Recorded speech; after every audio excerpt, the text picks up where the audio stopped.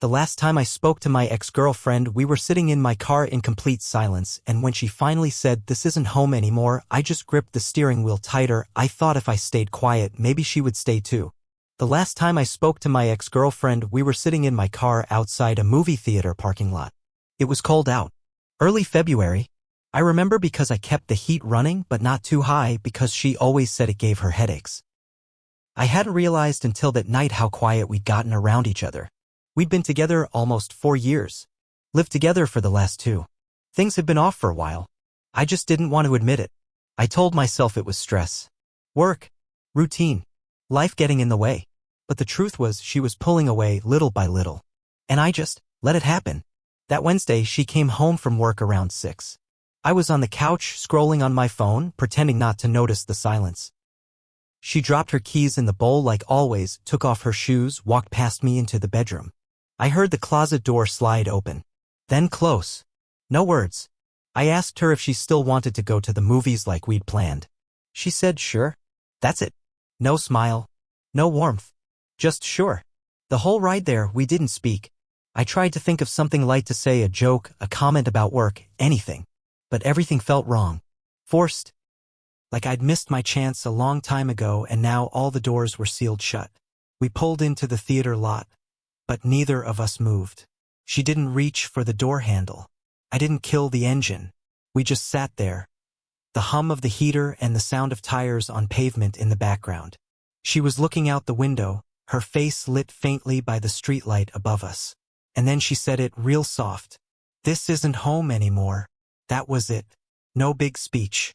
No fight. Just those 5 words. And I didn't know what to do. I didn't cry. I didn't ask what she meant. I didn't ask her to stay. I just gripped the steering wheel harder like I was trying to hold onto something. Maybe if I didn't speak, didn't react, I could stop her from leaving. She didn't look at me after that. Just kept her eyes ahead like she was somewhere else. She reached for the door slowly like she wasn't even sure what she was doing. Then she stepped out and walked to her car like we were 2 people leaving a business meeting. Like there was nothing left to talk about. I sat there for another 20 minutes before I even realized I hadn't started the car again. My knuckles were white. My jaw was clenched. I couldn't move. I didn't text her that night. I didn't call. And she didn't either. The weirdest part is that I don't think I ever expected a dramatic ending. But I also didn't expect it to feel so empty. Like she'd already left weeks ago, and I was just catching up to it now. The next morning I still hadn't moved much. I slept on the couch with the TV playing some dumb late-night infomercial I never turned off. I didn't go to work. I didn't check my phone. I just sat there, feeling like the air in the apartment had changed. Like she'd taken something with her when she left. Something I couldn't name. Around noon, I finally opened my phone. Nothing from her. But I saw she'd unfollowed me on Instagram. Then I checked her page, it was wiped clean. No photos. Not even the ones of us from the trip to Asheville. Just gone. That's when it hit me. This wasn't a break. This was her stepping out for good. Still, I told myself I'd wait. Give her space. A few days. Maybe she'd come back and we'd talk. Maybe she was just overwhelmed. I even cleaned the kitchen like she used to like it. Lit the candle she always lit after work. It was pathetic, but I needed something to do. 3 days passed.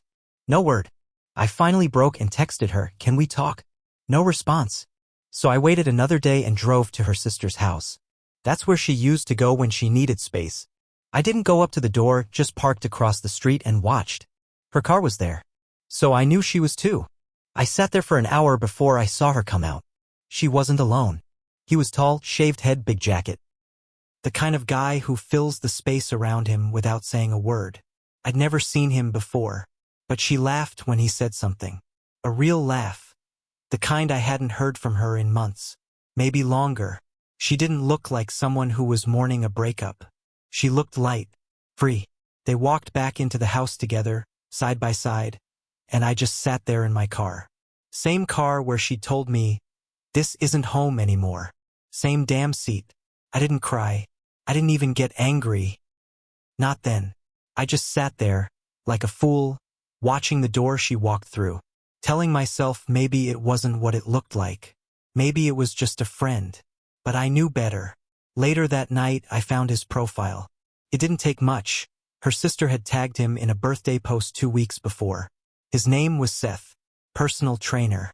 Motivational mindset coach. Whatever that means. Then I found her new account. Private, but her profile picture was new, just her, no me. She had followed him.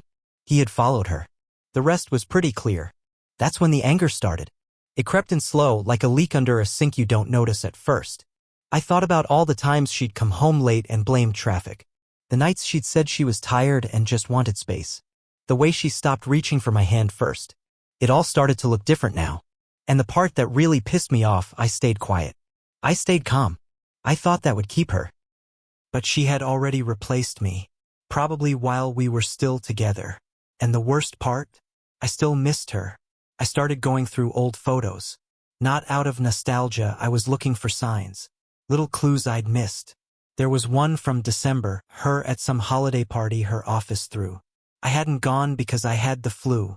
She looked amazing in it, laughing with a drink in her hand, that red sweater I bought her last Christmas, and standing just barely in frame behind her, him, Seth. He was cropped out of the photo on her page. But I had the original. His hand was on the small of her back. That was 3 months before we broke up. I felt sick. So I did something I'm not proud of. I messaged him. Just one line. Hope she told you she was still living with me when you met. No response. I thought maybe he'd ignore it, or block me, or say something smug. But he didn't respond. Instead, the next day I got a message from her. Please stop. This isn't helping anything. That's what she said. This isn't helping anything. Not you're wrong. Not we didn't do anything. Just that I was making things worse. I stared at her message for a long time. She was calm, detached, like this wasn't about love or betrayal or the 4 years we spent trying to build a life. Like I was a problem now, something to manage and minimize. So I started to dig deeper. I remembered one of her coworkers, Alyssa, had followed me a while back. I went to her page. Scrolled through stories. She had posted from that same party. A video. People laughing, music playing. And then there it was, a quick pan of the room. My ex and Seth dancing. Close. Her hand in his. His lips against her ear. I took a screen recording. Saved it. I didn't know what I was going to do with it, not yet.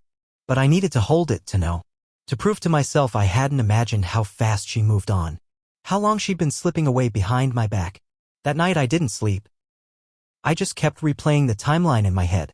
All the nights she said she was going to her sister's. All the times she came home smelling like cologne that wasn't mine. I remembered asking her once, halfway joking, "Are you seeing someone?" She'd laughed. Called me paranoid. Said, "You really think I'd do that to you?" And I believed her. The next week I started packing her things. Not because she asked. She never did. But I couldn't look at them anymore. Her books still lined the shelf like she lived here. Her toothbrush was still in the bathroom. A few pairs of her socks were mixed in with mine in the drawer. I boxed everything neatly, labeled each one, set them in the hallway out of sight.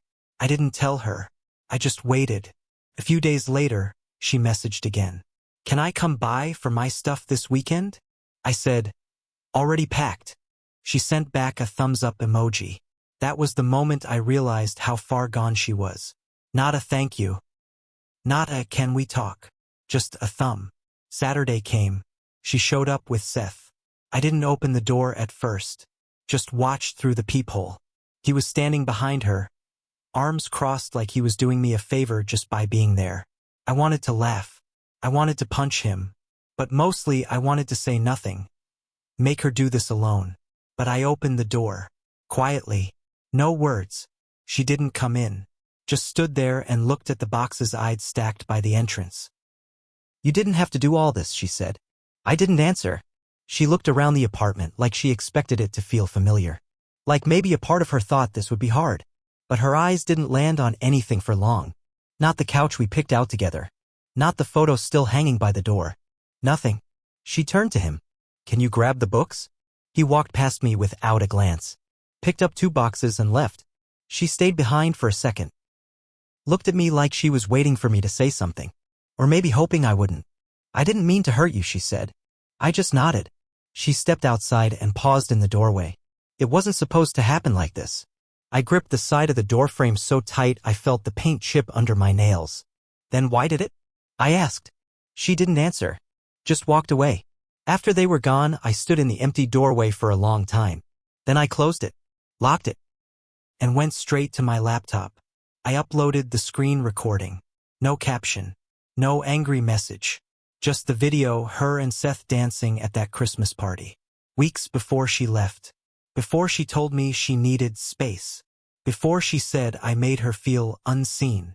I knew people would recognize her. Her coworkers followed me. Some of our mutual friends still did too. It didn't take long. 3 hours later, I got a call from a number I didn't know. I didn't answer. Then a text. "What the hell is wrong with you?" It was from her. I didn't reply, because honestly, for the first time in months, I felt like I had something back. Even if it was just the truth. By the next morning, the post had over 200 views. My DMs were a mess. A mix of support, shock, and people just asking what happened. I didn't respond to anyone. I wasn't trying to go viral. I just wanted the lie to stop living quietly. Her best friend unfollowed me. A few of mine sent me "You okay?" texts. I ignored all of it.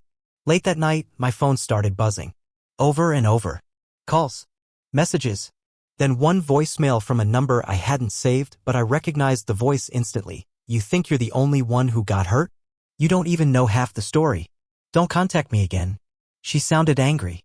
Scared, maybe? I played it again. And again. Not because I didn't understand, I just wanted to hear how fast she said it. Like she'd been rehearsing. The next day, I got a message from Alyssa, her coworker. "Just so you know, she was seeing him for a while before she left. People at work knew. She said it was over with you." I didn't believe her. That message knocked the air out of me. I didn't reply. What was there to say? I went back to work the next day. Tried to pretend nothing had changed. But I wasn't right. Couldn't focus.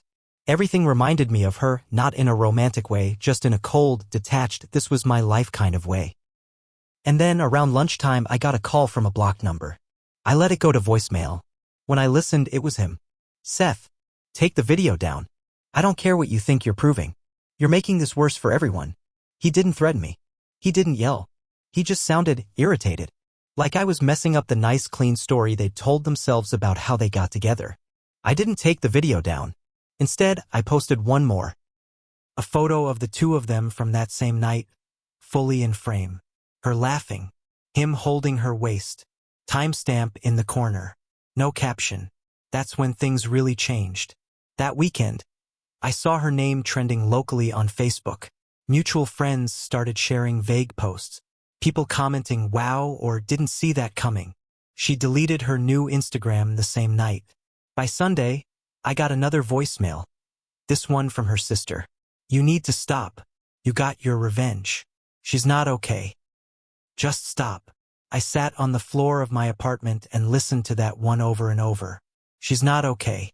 That's what got me. Because I wasn't okay either. But no one asked me that. I had spent months being quiet, trying to hold things together, gripping the wheel until my knuckles went white. Now, when I finally said something, when I finally screamed in the only way I knew how, they wanted me to go back to being silent. The silence that followed wasn't peaceful. It was the kind that hums under everything, at work, at the grocery store, even when I tried to sleep. I thought posting those videos would give me closure, or control, or something. But instead, it just made everything louder in my head. Mutual friends started pulling away. Nobody said it to my face, but I felt it. The way people stopped liking my posts. The awkward pauses in group chats. One friend, Jason, messaged me directly. "Hey man, I get why you're pissed, but maybe airing it like that wasn't the best move." I stared at that message a long time. I wanted to ask him what was the best move then. Lying down and pretending it didn't happen? But I didn't respond. I was tired. I started skipping hangouts. Ignored invites. Eventually, they stopped coming. The worst part wasn't the loneliness. It was that every single room I walked into, I wondered who had seen what. Who believed her version? Who believed mine? Who didn't care either way? A few weeks later, I ran into her mom at the store. She looked surprised to see me. Paused for a second like she wasn't sure if she should say anything. But then she nodded politely. "Hope you're doing okay," she said with a sad little smile. I nodded back. Didn't say much. but the look in her eyes told me everything she knew. Maybe not all of it, but enough. Back home, I sat on the edge of the bed, the one we used to share, and stared at the empty half. It had been weeks now. Her scent was gone. Her things were gone. Even her energy, her presence, her way of moving through a space, all gone. Except her voice still echoed sometimes. Little things. You always disappear when I need you. You don't really see me anymore. This isn't home anymore. I'd been trying to pretend I didn't carry guilt, that I was just the one who got hurt. But it wasn't that simple. I hadn't cheated. I hadn't lied. But I'd stopped showing up in other ways. She told me how lonely she felt, and I brushed it off like it was a phase. I thought if I didn't talk about it, it would fix itself. It didn't. Still, none of that justified what she did. The lying. The sneaking around. Making me believe we still had a chance when she was already leaving me piece by piece. She took her silence and left me with questions. I took my pain and gave it a voice. And maybe that's what none of them liked. That I stopped being quiet. That I refused to carry the shame for both of us. But it didn't feel good. It didn't make me whole. It just made the silence heavier. I never took the videos down. They're still there, buried under everything else now, like old headlines people stopped clicking on. I don't look at them anymore. I don't need to. The damage is already done, and not just to her. To me, too. People stopped talking about it eventually, like they always do. But the way they look at me changed. Like I said something I wasn't supposed to. Like I crossed a line they were all trying to pretend wasn't there. Sometimes I wonder if she thinks about what she did. If she ever feels the weight of it. If he does. But I don't ask. I don't reach out. I don't need their answers anymore.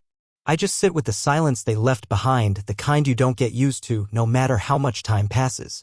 And I've realized something lately. It's not that I wanted her to stay. I just wanted her to be sorry before she left.